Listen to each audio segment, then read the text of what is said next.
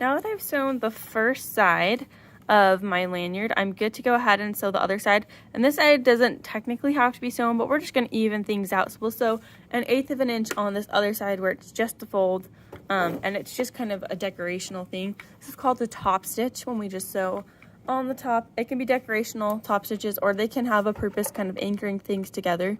So both of these would be a top stitch, but it's a stitch that you see on the top of your fabric, right? It's a visible stitch.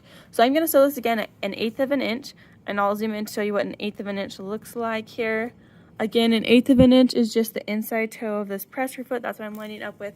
I will back stitch using my reverse button, going forward 3 stitches, backward 3 stitches, forward 3 stitches, and then I'll sew to the end of this and back stitch again. So I'm going to back stitch now. And the whole time I sew, I just want to keep this edge here, this folded edge, lined up with the inside toe of my presser foot.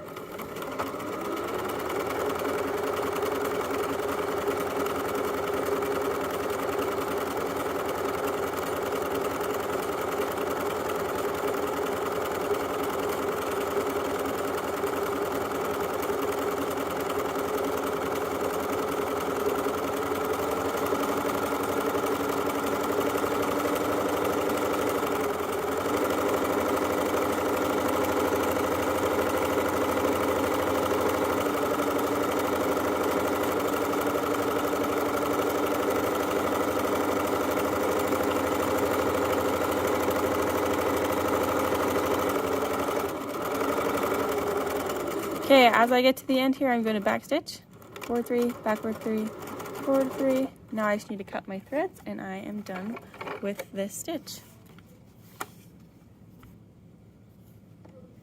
So you can see I have a stitch on both sides, and I'll trim these threads.